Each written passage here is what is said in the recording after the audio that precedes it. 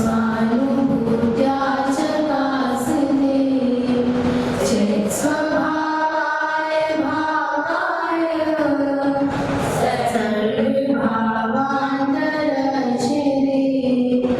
सर्वभावान्तरचिने वन्दे तु सर्वसेदे धूमचर्मणोमं करिम्मते मोक्षामि समये पावड मिळमो सुरदेवरी हरिणम्।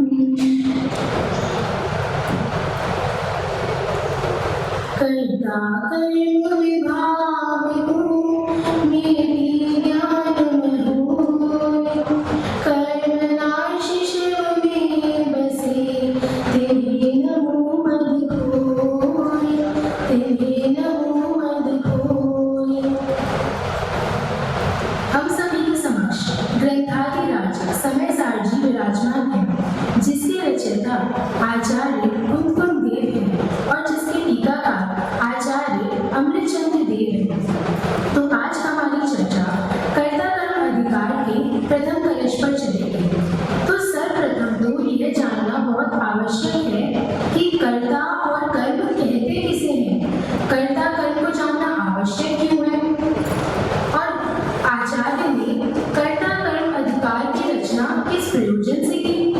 तो आचार्य ने कर्ता कर्म अधिकार क्यों लिखा कि अनादि से जो हमारी कर्तृत्व बुद्धि चली आ रही है, हमारी जो कर्ता कर्म संबंधी भूल हो रही है, मिथ्या मान्यता है, उसका अभाव करने के लिए ही, उसका नाश कराने के लिए ही आचार्य ने इसकी रचना की, कर्ता कर्म अधिकार की रचना की। तो कर्ता और कर्म कहते किसे हैं और उसका वास्तविक स्वरूप क्या है, फिर कर्तृत्व बुद्धि क्या है और वो नाश कैसे की जा सकती है। तो कर्ता अर्थात जो कार्य करता है वह कौन होगा, कर्ता। जिसने कार्य किया वह कर्ता, और जो कार्य हुआ वह क्या है, कर्ता का कर्म है। जो कार्य हुआ वह क्या है, कर्ता का कर्म है। इसी अधिकार के 51 कलश में आता है, यह परिणमति स कर्ता, अर्थात क्या कि जो परिणमित होता है वही क्या है, कर्ता है। कि जो उस रूप परिणमित हो, जो कार्य रूप परिणमित हो, वही क्या है, कर्ता है। और कर्म किसे कहते हैं, यह परिणामो भवेतु तत्कर्म, अर्थात क्या कि जो कार्य हुआ, जो परिणाम है वही कर्म है। कि जैसे हमने कोई कार्य किया, कर्ता ने कोई कार्य किया, उसका जो परिणाम निकला, जो कार्य हुआ, जो एंड रिजल्ट मिला, वो क्या है, कर्ता का कर्म है। अब जैसे उदाहरण के माध्यम से समझते हैं कि मिट्टी से घड़ा बना, तो घड़ा बनने रूपी जो कार्य हुआ वह तो क्या हुआ, कर्ता का कर्म हुआ। अब ये सोचने वाली बात है कि जो घड़ा बनने रूपी कार्य हुआ उसका कर्ता कौन है, कुम्हार करता है, मिट्टी करता है, या कुछ और, कोई और ही करता है। तो अभी हमने क्या देखा था कि जो परिणमित होता है, जो उस रूप परिणमित होता है, वो कौन है, वही कर्ता है। तो घड़े रूप परिणमित कौन हो रहा है, कुम्हार या मिट्टी, मिट्टी परिणमित हो रही है। तो घड़े की कर्ता कौन हुई, मिट्टी कर्ता हुई। कुम्हार कर्ता क्यों नहीं है, क्योंकि कुम्हार घड़े रूप परिणमित हो ही नहीं रहा। हमने कर्ता की कंडीशन देखी ना कि जो उस रूप परिणमित हो, मिट्टी घड़े रूप परिणमित हो रही है, तो मिट्टी ही घड़े की कर्ता है। अब हमें लगता है कि मिट्टी घड़ा कैसे बना सकती है, वह तो अजीब है। पर यहाँ पे जीव अजीव का कोई संबंध नहीं है। यहाँ पर ये है कि जो चीज़, मतलब कोई एक चीज़ है, वो जो कार्य रूप परिणमित हो रही है उसे ही कर्ता लिया है। कुम्हार तो घड़ा बनने में निमित्त मात्र है। निमित्त किसे कहते हैं, कि जो कार्य के अनुकूल होने पर या कार्य की सिद्धि होने पर जिस पर आरोप आता है। तो कुम्हार क्या है, वह तो निमित्त मात्र है, वह घड़े रूपी कार्य का कर्ता नहीं है। मिट्टी ही घड़े रूपी कार्य की कर्ता है। अब हमने ये तो जाना कि कर्ता और कर्म किसे कहते हैं। अब हम यह जानते हैं कि कर्तृत्व बुद्धि क्या है। तो जो समय सारची है उसमें 415 गाथा है। उसका क्या अर्थ है कि जो जीव है वह चारों गतियों में परिभ्रमण कर रहा है।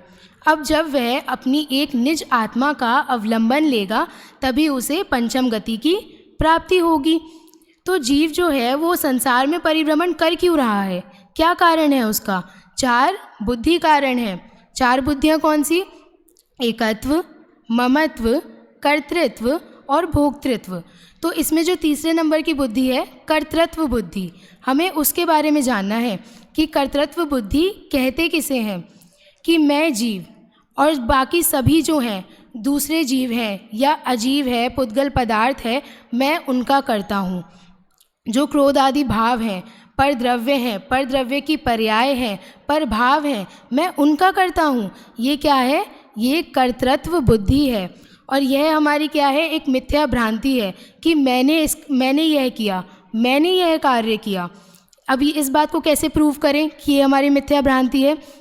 जैसे हमारा शरीर है, तो अगर हम चाहें कि हमारी हाइट लंबी हो जाए या हम सुंदर दिखें, तो हम अपने अनुसार शरीर को परिणमन करा पाते हैं क्या? नहीं करा पाते। तो इससे क्या प्रूव होता है? जब हम शरीर का ही नहीं कर पा रहे तो परद्रव्यों का क्या करेंगे? वे तो हमसे भिन्न दिखाई ही देते हैं, वे तो हमसे प्रत्यक्ष ही भिन्न दिखाई देते हैं। जब हम अपने शरीर का ही कुछ नहीं कर सकते तो परद्रव्यों का क्या ही करेंगे, पर भावों में क्या ही करेंगे।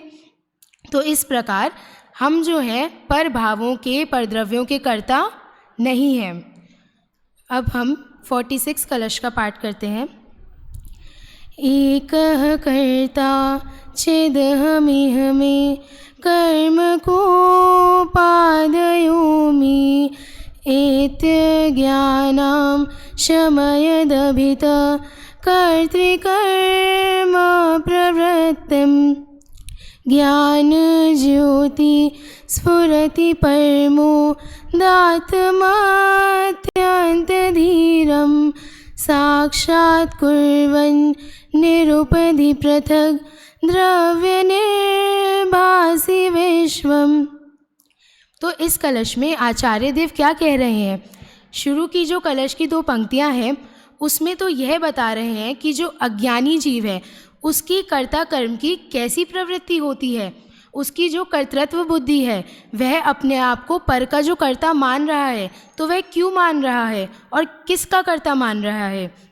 शुरू की 2 पंक्तियों में तो अज्ञानी जीव की ऐसी प्रवृत्ति बताई और बाद की 2 पंक्तियों में क्या बताया कि जो इस कर्ता कर्म की बुद्धि का शमन करती है, उसे मिटा देती है, ऐसी क्या है? ज्ञान ज्योति। तो ऐसी ज्ञान ज्योति का स्वरूप अंत की 2 पंक्तियों में बताया गया है। अर्थ देखते हैं। इस लोक में मैं चैतन्य स्वरूप आत्मा तो एक करता हूँ और यह क्रोधादि भाव मेरे कर्म है। ऐसी अज्ञानियों के जो कर्ता कर्म की प्रवृत्ति है उसे सब ओर से शमन करती हुई, मिटाती हुई ज्ञान ज्योति स्फुरायमान होती है। तो यहाँ पे बताया कि जो लोक में जितने भी जीव हैं, हम क्या हैं कि ज्ञान स्वरूपी आत्मा है। हमारा स्वभाव क्या है? जानना देखना। पर अज्ञानी क्या मानता है कि मैं करता हूँ, और जो क्रोध आदि भाव हैं, क्रोध, मान, माया, लोभ, जो सभी कषाय हैं, सभी पाप हैं, जितने भी परभाव हैं या जितने भी परद्रव्य हैं, मैं उनका करता हूँ, वह तो ऐसा मानता है। परंतु ऐसा है क्या? ऐसा कदापि नहीं है। अब यहाँ पर हमें पर में कर्तृत्व का अभाव नहीं करना, पर में कर्तृत्व का निषेध नहीं कर रहे, क्योंकि पर में तो हम कुछ कर ही नहीं सकते। जो कार्य पॉसिबल ही नहीं है, जो संभव ही नहीं है, तो उसका निषेध भी क्यों करें। निषेध तो हमें किसका करना है कि हम जो मान रहे हैं कि मैं इसका करता हूँ, जो हमारी मिथ्या भ्रांति है, हमारी मान्यता में है कि मैं इसका करता हूँ, निषेध तो हमें उस बुद्धि का करना है, निषेध तो हमें उस मान्यता का करना है, पर में कर्तृत्व का निषेध नहीं करना है। समय सार जी विधान की एक जयमाला में भी आता है कि जो कर्ता कर्म संबंधी भूल है ना, वह तो पर्वत के समान बहुत बड़ी भूल है। बहुत बड़ी भूल क्यों है? कि वह अडिग है, चलायमान नहीं है। कि अज्ञानी जीव है, वह जन्म से ऐसा मानता है मैं करता हूँ, और मरण तक ही ऐसा मानता रहता है कि मैं करता हूँ। अब जो फैमिली का हेड होगा वो क्या मानता है कि पूरी फैमिली मैं चला रहा हूँ, पर ऐसा तो नहीं है। क्या जो सभी फैमिली मेम्बर्स हैं वो उसके अकॉर्डिंग चल रहे हैं? नहीं, उसके अनुसार तो नहीं चलते। तो वो कर्ता कैसे हो सकता है? तो अब यह प्रश्न उठता है कि मैं कर्ता हूँ भी या नहीं हूँ। अब कहीं पे तो कह देते हैं कि मैं अपने ज्ञान स्वभाव का कर्ता हूँ, मैं अपना कर्ता तो हूँ, और कहीं पे कह देते हैं मैं अकर्ता हूँ। तो यहाँ पर अगर हम ये कहें कि मैं सर्वथा करता हूँ तो भी एकांत का पोषण होगा, और हम ये कह दें कि मैं सर्वथा अकर्ता हूँ तो भी एकांत का पोषण होगा। पर जैन धर्म कैसा है? अनेकांतमयी है। तो यहाँ पे एकांत के पोषण की बात तो है ही नहीं। अनेकांत रूप से कैसे देखेंगे कि मैं करता तो हूँ पर अपने ज्ञान स्वभाव का करता हूँ, मैं अकर्ता तो हूँ पर किसका अकर्ता? कि परद्रव्य की जो पर्याय हैं, पर भाव हैं, उनका अकर्ता हूँ। उनमें मैं कुछ कर ही नहीं सकता। और मैं अपने ज्ञान स्वभाव का कर्ता भी कैसे हूँ? कि हमने जाना कि जो उस रूप परिणमित हो वो करता है। तो आत्मा ज्ञान रूप परिणमित होता है, अपने ज्ञान स्वभाव रूप परिणमित होता है, इसलिए आत्मा अपने ज्ञान स्वभाव का ही करता है। तो यहाँ पर क्या ये तो क्लियर हुआ कि अपने ज्ञान स्वभाव का करता है, परद्रव्य, परभाव और परद्रव्य की जो पर्याय हैं उनका क्या है? अकर्ता। तो इसमें क्या हुआ? अनेकांतमय तरह से हमने ये सिद्ध किया, इसमें एकांत का पोषण नहीं हुआ। अब हमने एक पंक्ति सुनी होगी कि मैं ही मेरा करता धरता, मुझ में पर का कुछ काम नहीं। अब इससे भी प्रूव होता है कि मैं ही मेरा करता धरता, मैं ही अपने ज्ञान स्वभाव का करता हूँ, मुझ में पर का कुछ काम नहीं। ज्ञान स्वभाव का करता हूँ पर मुझ में परद्रव्यों का कुछ काम ही नहीं है, और मुझ में परद्रव्य नहीं है तो मैं उनका कर्ता कैसे हो सकता हूँ? यदि हम कहें, यदि कोई व्यक्ति कहे कि मैं तो इसका करता हूँ, मैं इस कार्य का करता हूँ, आपने अभी देखा कि ये कार्य मैंने ही तो किया, तो उसको क्या कह सकते हैं? यदि जीव को अजीव का कर्ता कहें तो जीव को अजीव रूप होना पड़ेगा। अगर मैं बोलूँ कि ये टेबल लकड़ी से मैंने बनाई तो मुझे टेबल रूप होना पड़ेगा, क्योंकि हमने कर्ता की शर्त दी ना कि जो उस रूप परिणमित हो। अब मैं टेबल रूप तो परिणमित नहीं हो रही, टेबल रूप परिणमित हो कौन रहा है? लकड़ी परिणमित हो रही है। तो टेबल की कर्ता भी कौन हुई? लकड़ी हुई, ना कि मैं। जब घड़ा बना मिट्टी से तो कुम्हार घड़े रूप परिणमित नहीं होता, मिट्टी घड़े रूप परिणमित होती है। तो जो उस रूप परिणमित होगा वही तो कर्ता होगा। तो इससे सिद्ध हुआ कि मैं अजीव का, परद्रव्य का और जितने भी क्रोध आदि भाव हैं उनका कर्ता नहीं हूँ। हमने ये तो सिद्ध किया था कि शरीर का कर्ता नहीं हूँ, पर द्रव्यों का कर्ता नहीं हूँ, पर भावों का भी कर्ता नहीं हूँ।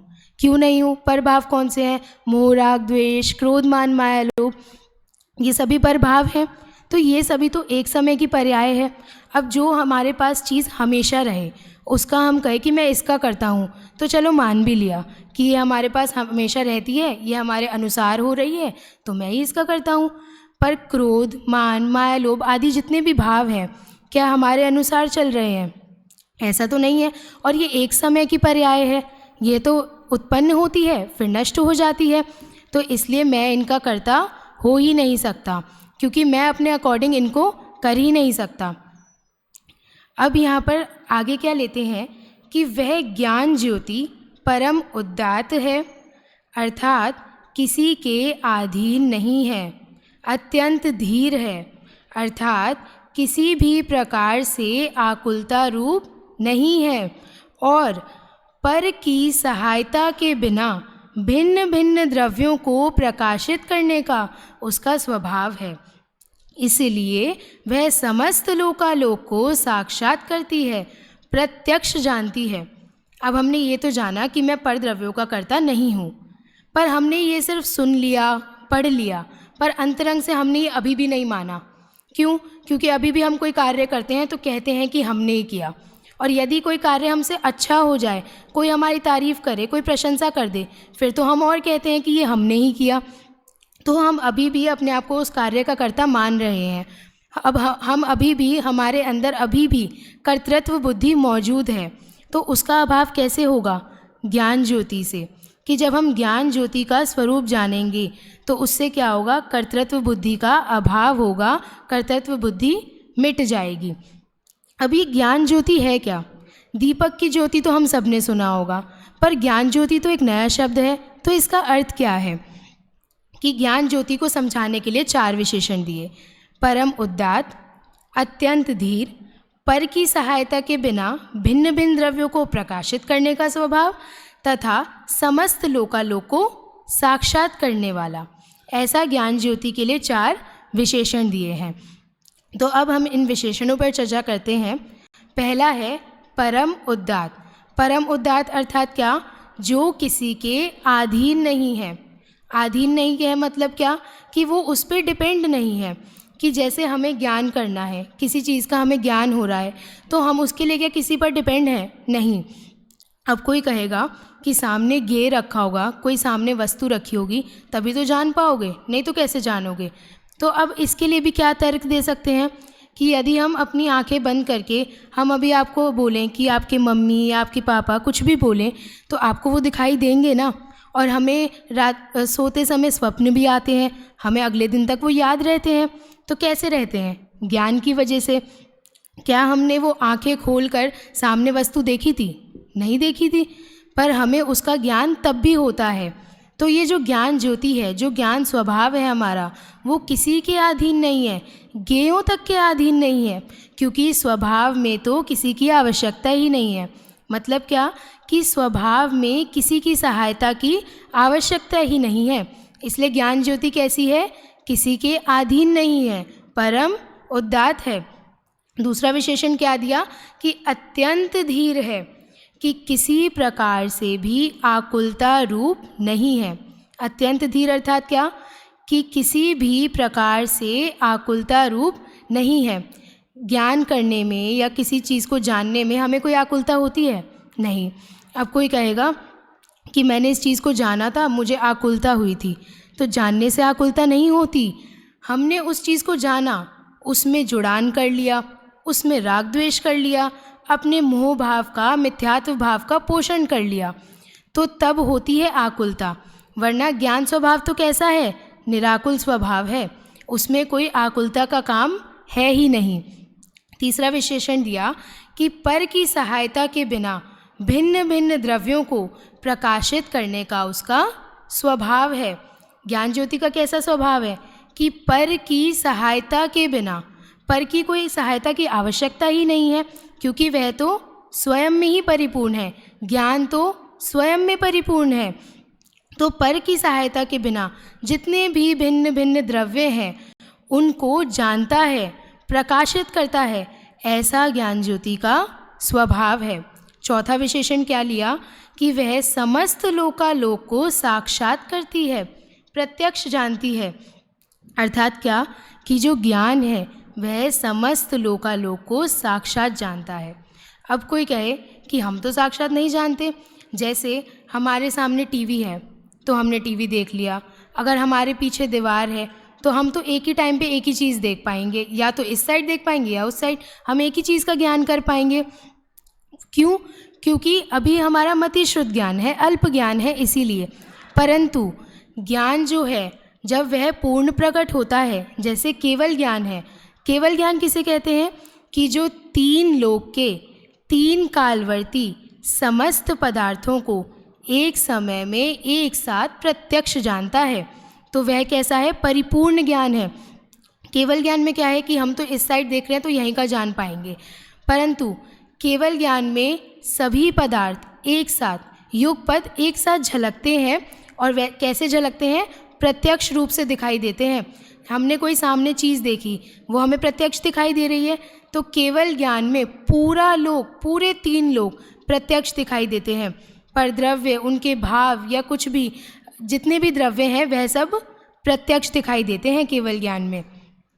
अब यहाँ पर अत्यंत धीर और उदारता को समझाने के लिए एक उदाहरण आता है कि जिस प्रकार कोई राजा है, उसने अपने शत्रु पर आक्रमण किया और उसने उसे पराजय, हरा दिया उसने, परंतु वो सहज भाव से उसे राज्य भी वापस लौटा दे। तो यह तो उस राजा की क्या है? धीरता है और यही उसकी उदारता है कि उसने हारने के बाद भी क्या किया, उसका राज्य उसे सहज भाव से वापस लौटा दिया। तो उसी प्रकार ज्ञान जो है वो अनंत ज्ञेयों को ध्यानपूर्वक जानता है। यही ज्ञान की क्या है, धीरता है। ज्ञान की धीरता क्या है कि वह अनंत ज्ञेयों को ध्यानपूर्वक जानता है। और उदारता क्या है ज्ञान की, कि उनको जानते हुए भी उनमें अपनापन नहीं करता। ज्ञान किसी भी पदार्थ में अपनापन नहीं करता। राग द्वेष से अपनापन होता है पदार्थ में, ज्ञान से नहीं। तो यही ज्ञान की धीरता और उदारता है। तो इस प्रकार परमोदात और अत्यंत धीर को यहाँ पर समझाया। अब ज्ञान ज्योति शब्द के 3 अर्थ किए जा सकते हैं। कौन कौन से? ज्ञानानंद स्वभाव, सम्यक ज्ञान और केवल ज्ञान। ज्ञान ज्योति शब्द के 3 कौन से अर्थ लिए?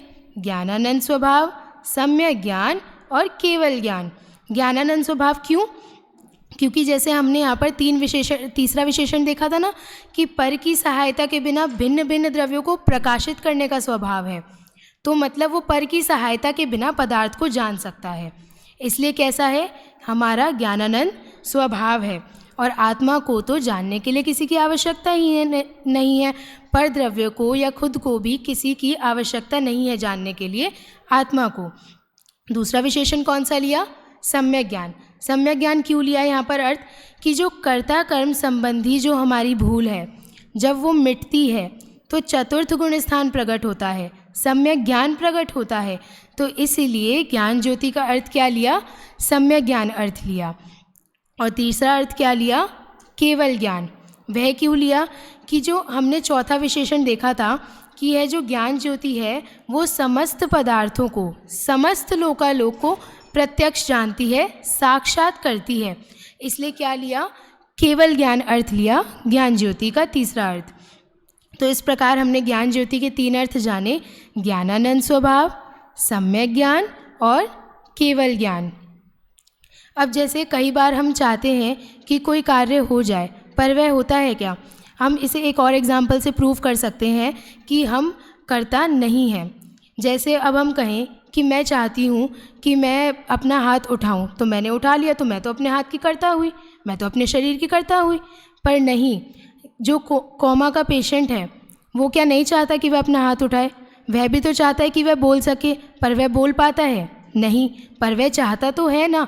तो हम करता कैसे हो सकते हैं? जो हम करना चाह रहे हैं हम वो भी नहीं कर पा रहे। सारा परिणमन किस अनुसार हो रहा है? कि सारा परिणमन क्रमबद्ध है और 5 समवाय पूर्वक ही सारा परिणमन होता है।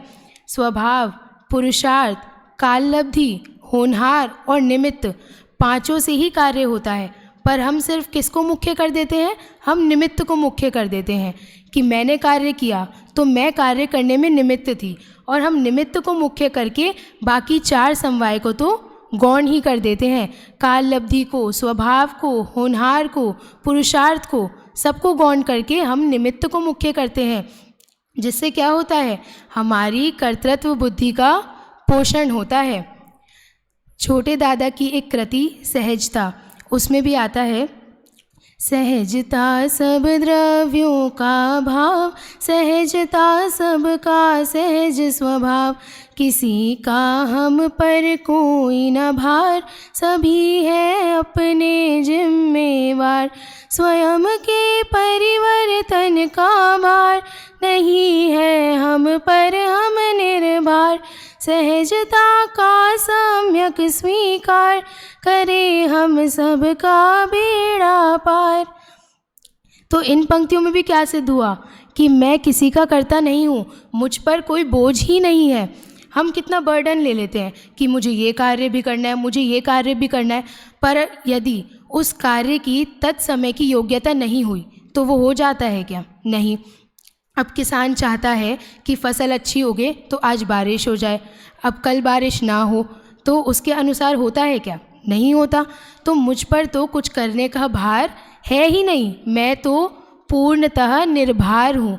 मैं तो कैसा हूँ? सिर्फ जानने देखने वाला हूँ, ज्ञाता दृष्टा स्वभाव वाला हूँ। मुझ पर तो पर द्रव्यों का या अपना भी कुछ कार्य करने का भार है ही नहीं।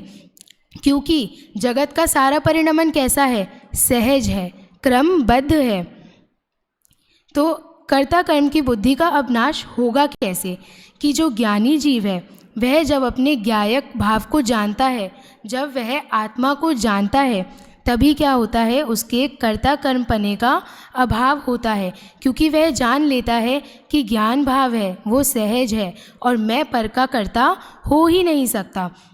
तो स्वतः ही क्या होता है कि उसको जानना होता है, कि अपनी आत्मा का जानना होता है, और पर द्रव्यों में जो कर्तृत्व पना उसने मान रखा था उसका भी अभाव हो जाता है।